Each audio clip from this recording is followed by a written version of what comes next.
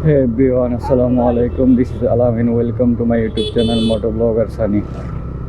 আপনারা জানেন যে গতকালকে আমরা সাজেক গিয়েছিলাম। সাজেক যাওয়ার পরে আমাদের সাথে কি হয়েছিল তা আর রেকর্ড করা হয়নি, কারণ তখন ক্যামেরা সবগুলো ব্যাটারি চার্জ শেষ হয়ে গেছিল। সাজেক যাওয়ার পরে আমাদের সাথে যেটা ঘটছিল, আমরা কোনো হোটেল পাইনি। আমাদের আগে থেকে হোটেল বুকিং দেওয়া ছিল না, আর ঈদের পর দিন হওয়াতে এত পরিমাণ রাশ ছিল যে কোনো হোটেল পাওয়া যায়নি। আমরা না, আমাদের মতো এরকম অনেক মানুষ, প্রায় কয়েক হাজার মানুষ হবে যে যারা হোটেল পায়নি, হোটেলের জন্য অনেক ছুটাছুটি করতেছিল। তো আমরা সবাই ছুটাছুটি করেছিলাম, কোথাও কোনো হোটেল না পেয়ে আমরা ওখান থেকে ব্যাক করি। ওখান থেকে ব্যাক করার মতো কোনো অপশন নেই। যদি সাজেক যান তাহলে সিস্টেম হলো যেদিন যাবেন তারপর দিন ওখান থেকে ব্যাক করতে হয়। তো আমাদের সাথে ছোটোখাটো একটা অ্যাক্সিডেন্ট হয়েছিল। তখন আমরা আর্মিদেরকে বলছি যে আমাদের সাথে একটা অ্যাক্সিডেন্ট হয়েছে, তো আমাদের যাওয়াটা ইম্পর্টেন্ট। ওনাদেরকে বুঝিয়ে বলার পরে ওনারা আমাদেরকে ছেড়ে দিছে আর কি। তখন আর কি আমরা ব্যাক করে আইসা দিঘিনালা একটা হোটেলে ছিলাম আমরা। দিঘিনালা হোটেলে আমরা গতকালকে রাত্রে ছিলাম। তো হোটেলে থাকার পর সকালবেলা আমরা ঘুম থেকে উঠে নাস্তা করে খাগড়াছড়ির উদ্দেশ্যে রওনা দিলাম।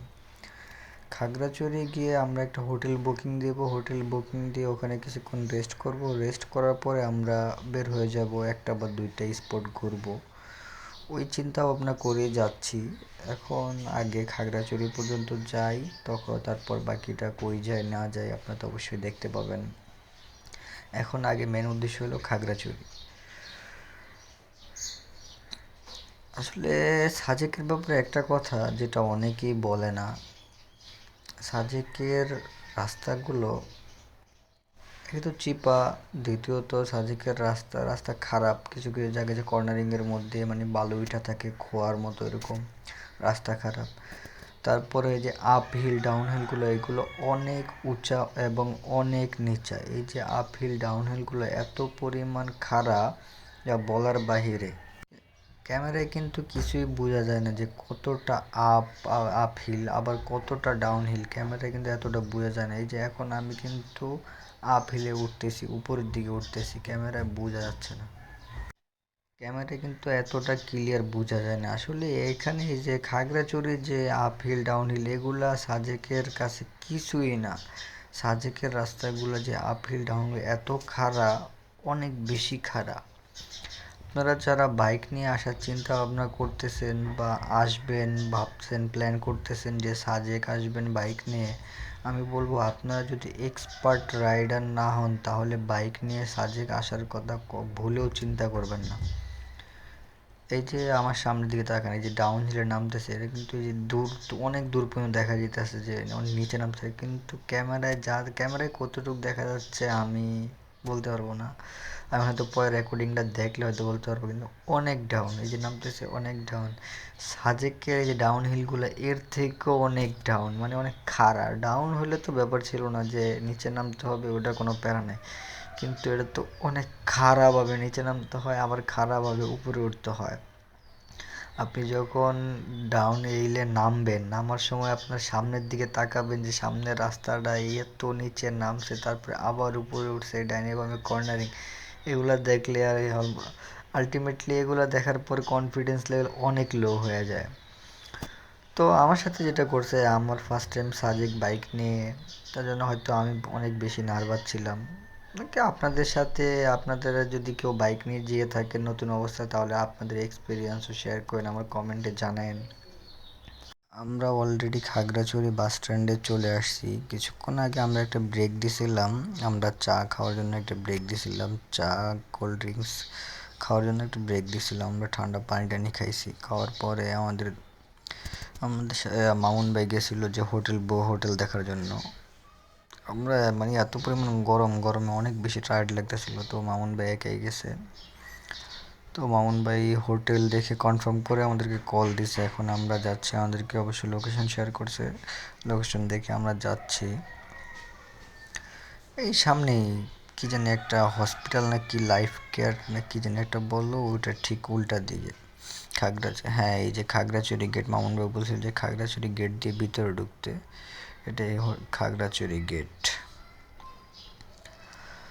তো আমরা এখন হোটেলে যাব। হোটেল আশা করি মামুন ভাই যেহেতু হোটেল বুকিং দিয়েছে, ভালো একটা হোটেল হবে। আসলে সারাদিন রাইড করার পর যে পরিশ্রমটা হয়, যদি ভালো মানের একটা হোটেলে উঠা যায়, হোটেলে উঠলে সব ক্লান্তি কিন্তু দূর হয়ে যায়। যদি হোটেলে পরিবেশটা ভালো থাকে, সার্ভিস ভালো থাকে, এগুলো দেখলে আসলে সব ক্লান্তি দূর হয়ে যায়। এই আর কি, চলেন দেখি কি হোটেলে উঠি। আগে হোটেলে উঠে তারপরে ততক্ষণ পর্যন্ত আপনারা রাইড এনজয় করতে থাকেন।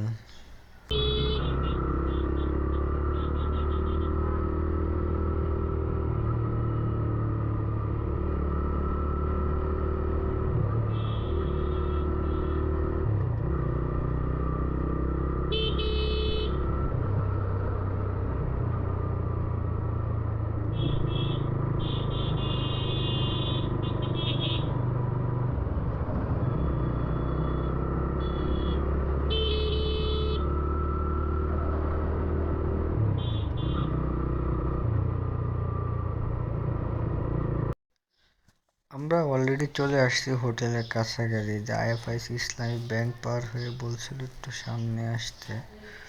এই যে হ্যাঁ, সিগন্যাল দিয়েছে, তার মানে আমরা চলে আসছি কাছাকাছি। এই যে ইউটার্ন নিয়ে অপোজিটেই। এখানে আমাদের বাইকগুলো রাখতে হবে, কিন্তু কথা হইল জায়গা তো নাই। আমার গাড়িটা আমি কোথায় রাখবো? আচ্ছা, আপনার গাড়িটা পার্ক করি। পার্ক করে আমরা হোটেলের ভিতরে ঢুকতেছি। হোটেলের ভিতরে ঢুকে দেখি গাড়িটা পার্ক করি।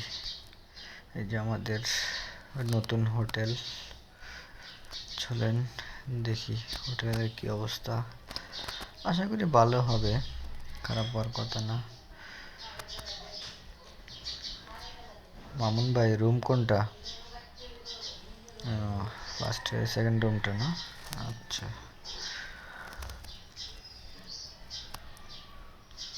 লাইট ফাইট বন্ধ, লাইটটা জ্বালান তো। ও, খারাপ না, মোটামুটি ভালোই। তবে গতকালকের রুমটা অনেক ভালো ছিল। আমাদের 8 জনের জন্য এনাফ, কিন্তু কালকেরটা বেস্ট ছিল, কালকের রুমটা।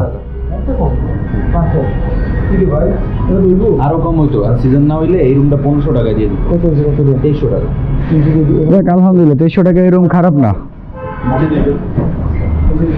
আমাদের এক রুমে একজন দুটো মালিক রোলিং করতে হবে। হোটেল থেকে রেস্ট করে আমরা আবার বের হয়ে গেলাম একটা স্পট ঘুরবো সেই উদ্দেশ্যে। এখন দেখি এখানে নাকি একটা স্পট আছে, আমরা আগে স্পটে যাই। এখন এখানে সামনে খাগড়াছড়ি বাস স্ট্যান্ড, এর কারণে একটু জ্যাম। না ব্যাপার না, বাজারগুলোর এখানে একটু একটু গাড়ি জটলা থাকে, এগুলা কোনো প্যারাই না। যে এখন আসলে আমরা খাগড়াছড়ির যে মূল সৌন্দর্য, খাগড়াছড়ির যে রাস্তা, আসল সৌন্দর্য পাহাড়ে, সেই রাস্তা একটু পরে আমরা উপভোগ করব। তার আগেও এদিক দিয়ে আরেকটা স্পটে যাবে। সেটা হলো এখানে নাকি যে স্থানীয় যারা, যে পাহাড়ি অঞ্চলে যারা আছে আদিবাসী বা বার্মা নাকি কি জানি বলে আদিবাসী, তাদের নাকি একটা কি উৎসব নাকি মেলা হচ্ছে। আমরা সম্ভবত প্রথমে ওখানে যাব। তো চলেন দেখি ওখানে কি হয়, কি মেলা। এদিকে একটা স্পটও নাকি আছে, দেখার মতো একটা জায়গা আছে সুন্দর, হয়তো বা ওইটাও যেতে পারি। দেখি, জানি না, মামুন ভাই জানে। মামুন ভাই তো আসলে আমাদেরকে পুরো ট্যুরটা লিড করতেছে। মামুন ভাই যেদিকে নিয়ে যাচ্ছে আমরা সেদিকে যাবো। আসলে খারাপ না, মোটামুটি সব কিছু মিলে ভালোই লাগতেছে। যে আমরা কিন্তু অলরেডি চলে আসছি আদিবাসীদের যেই মেলা। মেলা এখন শুরু হইতেছে এখানে। মেলা এখনো শুরু হয়নি, মাত্র শুরুর এক মুহূর্তে যা আর কি। আমরা আসছি এখন, ওই যে তাদের কি একটা খেলা চলতেছে, চলেন দেখি কি খেলা চলে তাদের। ওখান থেকে মনে থ্রো করে এগুলো ফালাইতে হয়, চলেন তো দেখি কি করে।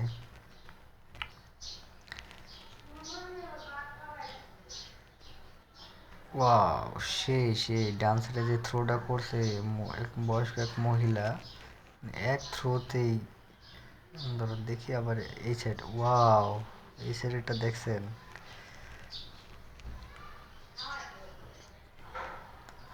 এত দূর থেকে তাদের থ্রো, এত সুই। আসলে তারা পাহাড়ি অঞ্চলের মানুষ, তো তারা এই যে ফল টল পারে বা শিকার শিকার জিনিসটা আছে তাদের মধ্যে, শিকার করে তো, তো তার জন্য। এই দেখেন আরেকটা মারছে, আরেকটা, দুই মারি দুইটা, যে দুইটা টার্গেট করছে দোনোটাই, ওরে কি ডান্স করতেছে তারা। আহ, তো আরেকটা মারবে মনে হয়, আরেকটা দেখি, চলেন দেখি আরেকটা মারে কিনা, চলেন দেখি কি হয়। ও সেরা, তিনটা মারলো, তিনটার ভিতর সিরিয়ালে তিনটে ফালাইছে এত দূর থেকে। আর আমরা আমাদের শহরে ওই যে বল দিয়ে যে টাইগার ফালায় সেটাই পারি না, কাছে অল্প একটু দেয়, এটা কিন্তু অনেক দূরে, অনেক দূরে। ক্যামেরায় কতটুকু বোঝা যাচ্ছে বলতে পারতেছি না, অনেক দূরে। আবার উঠেছে, আবার মারবে, এই মারলো মারলো। এবার দেখি কি হয়। এখানে 9টা ইয়ে আছে তো, অলরেডি 3 বলে 3টা মারছে, 3টা চারা দিয়ে আর কি। এই মারলো, ওয়াও, সেরা সেরা সেরা। মানে যতগুলো মারলো, 4টা দেখলাম, 4টার ভিতরে 4টে। ওনার যে বয়স মুরব্বী, মানে 60-70 বছর বয়স হবে, এই বয়সে ওনারা কি সুন্দর নাচতেছে, গাইতেছে, খেলতেছে। আমরা এখন এখান থেকে বের হয়ে যাব, চলুন, এই যে মামুন ভাই ডাকতেছে, আমরা এখন এখান থেকে বের হয়ে যাই। বের হয়ে হয়তো একটা স্পটে ছবি তোলার জন্য এই যে এখানে আসছি। এখানে আসার পরে তেমন নাকি জায়গাটা এখন দেখার মতন নাই, তো আমরা এখানে কয়েকটা ছবি তুলে এখান থেকে আমরা বের হয়ে যাব। এই যে আমাদের ক্যামেরাম্যান সবার ছবি তোলে। তো এখান থেকে আমরা ছবি তোলা অলমোস্ট শেষ, আমরা বের হয়ে গেছি। আমরা এখানে আরও কিছুক্ষণ থাকতাম, এখানে অনেক ভিড়, যার কারণে এখানে আর আমরা দেরি করি নাই। আরেকটা স্পট আছে, কি জানি নাম, তারাং নাকি, আবার আলু টিলা আছে। আমরা বাকি দুইটা স্পটও ঘুরবো, দেখি যদি সময় থাকে। আবার সন্ধ্যার আগে আমাদের ব্যাক করতে হবে। সন্ধ্যার পরও থাকতাম, সন্ধ্যার পর থাকবো না, কারণ যে আমাদের মামুন ভাইয়ের হেডলাইটটা, ওই যে বললাম যে আমাদের সাথে ছোটোখাটো একটা অ্যাক্সিডেন্ট হয়েছিল, তো মামুন ভাইয়ের হেডলাইটটা জ্বলে না, তার কারণে আমরা রাত্রে আর রিস্ক নেব না, সন্ধ্যার আগে ব্যাক করার ট্রাই করব। চলেন দেখি যাই এখন, ফার্স্টে কোন স্পটে যাই। ওয়াও, রাস্তা যে সুন্দর, রাস্তা, রাস্তার দুই পাশে পাহাড়, আর যে সুন্দর এই যে কর্নারিংগুলো, ওয়াও, মাথা নষ্ট পুরাই। তবে যত সুন্দর দেখা যায় না, তার থেকে বেশি কিন্তু অনেক রিস্কিও, কারণ এই যে সিঙ্গেল রাস্তাগুলো, ওই পাশ থেকে হুট করে গাড়িগুলো আসে, আপনি কর্নারিং করার সময় যদি আপনার লেনে না থেকে ভুলক্রমে অন্য লেনে চলে যান, তখনই কিন্তু যে কোনো দুর্ঘটনা ঘটবে। এই যে বাসে ট্রাক আসতেছিল কর্নারিংয়ের মধ্যে, আপনি যদি মনে করেন যদি আপনার লেনে না থেকে ওই লেনে চলে যেতেন, তাহলে কিন্তু ট্র্যাকের নিচে আপনি। এই জিনিসগুলো মাথায় রেখে, এই যে কর্নারিংগুলো, এই জিনিস কর্নারিং, এই জিনিসগুলো অবশ্য সবসময় মাথায় রাখতে হবে। কিন্তু আমি বলবো পার্সোনালি আমার কাছে জায়গাটা অনেক বেশি ভালো লাগছে। কোনো জায়গায় সাজেক আসছি, সাজেক থাকতে পারি নাই, সাজেকে মেঘ দেখি নাই, কিন্তু এখন যে খাগড়াছড়ি যে রাস্তাটা রাইড করতেছি, সাজেকের রাস্তাটা যদি এরকমও হইতো, কোনো প্যারা ছিল না, এত কষ্ট হইতো না। এখন এই রাস্তায় রাইড করে আমি পুরো 100% স্যাটিসফাইড।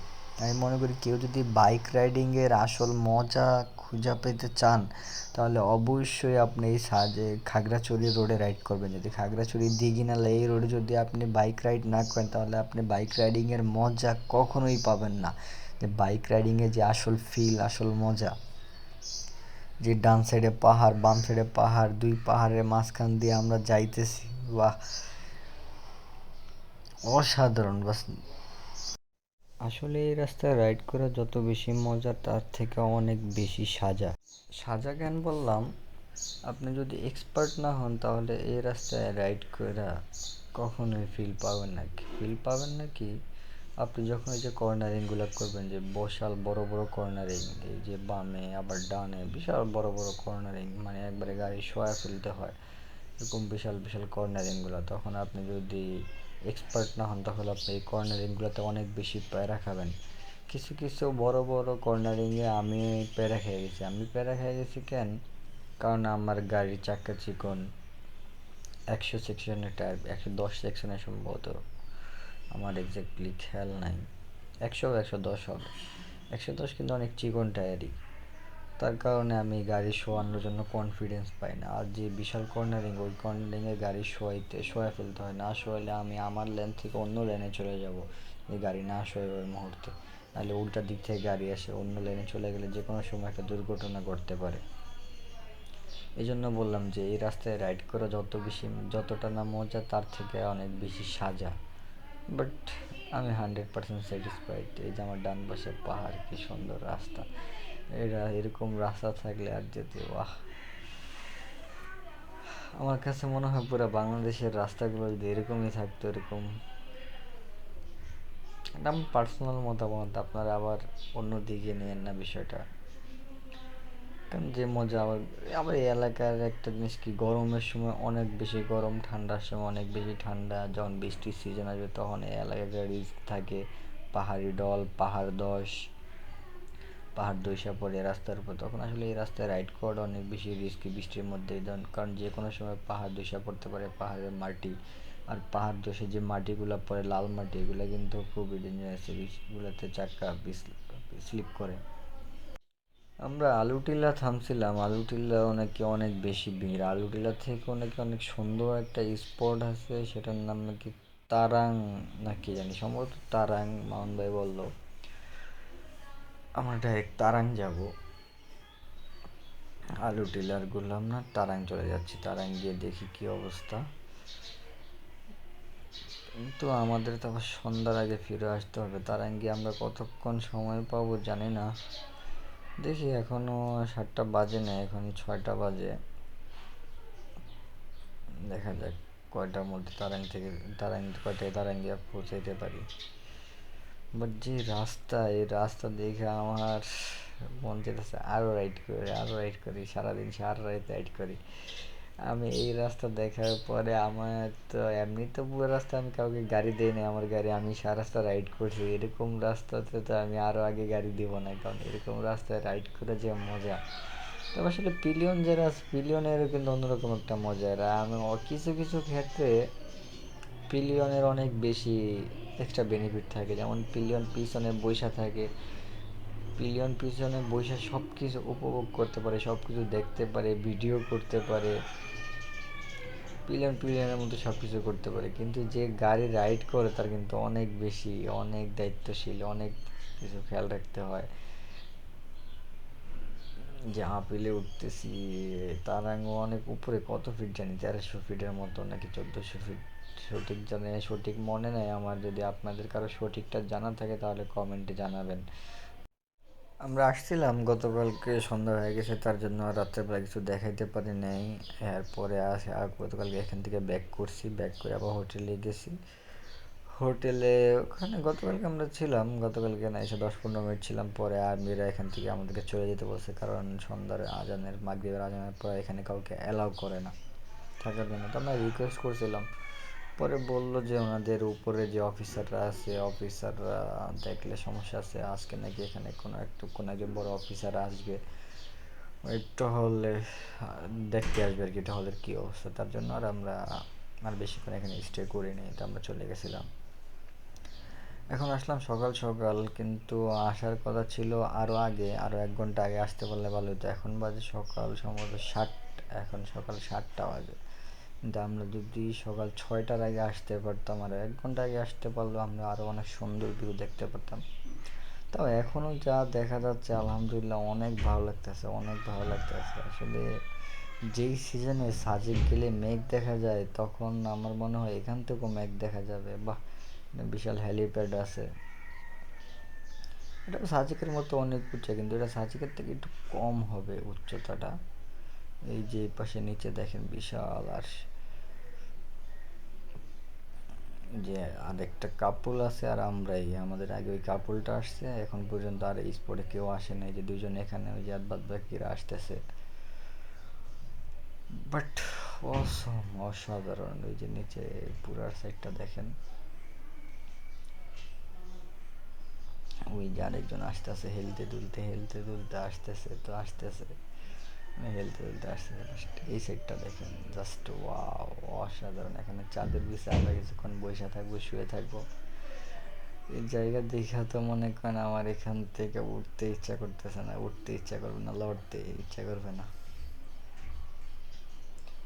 কিন্তু একটু পরে যখন সূর্যটা আরেকটু উপরে উঠবে, সূর্যের হিটটা বেড়ে যাবে, তখন আর ভালো লাগবে না। তো আমরা সবাই এখানে এনজয় করতেছি, ছবি তুলতেছি, যে যার মতো। কয়েকজন শুয়ে আছে, গান শুনতেছে, এখানে বক্সে গান বাজাইতেছি। বাট অনেক ভালো লাগছে, অনেক বেশি এনজয় করলাম এই ট্যুরটা। তো ভিডিওটা আর লম্বা করবো, ভিডিওটা অনেক বেশি হয়ে 20 মিনিট হয়ে গেছে। আর বেশি লম্বা করবো না, 20 মিনিট না, অলরেডি 21 মিনিট প্লাস হয়ে যাচ্ছে। ভিডিওটা আর লম্বা করবো না। ভিডিওটা যারা এই পর্যন্ত দেখলেন তার ভিডিওটা একটা লাইক দিয়ে যাবেন। আর যদি চ্যানেলে নতুন হয়ে থাকেন তাহলে আমার ইউটিউব চ্যানেলটা সাবস্ক্রাইব করবেন। আর যদি ফেসবুক থেকে ভিডিওটা দেখে থাকেন তাহলে আমার ফেসবুক পেজটা ফলো দিয়ে রাখেন। আর যদি ভিডিওর কোনো কিছু খারাপ লেগে থাকে বা কোনো কিছু ভুল ত্রুটি হয়ে থাকে তাহলে ক্ষমা দৃষ্টিতে দেখবেন।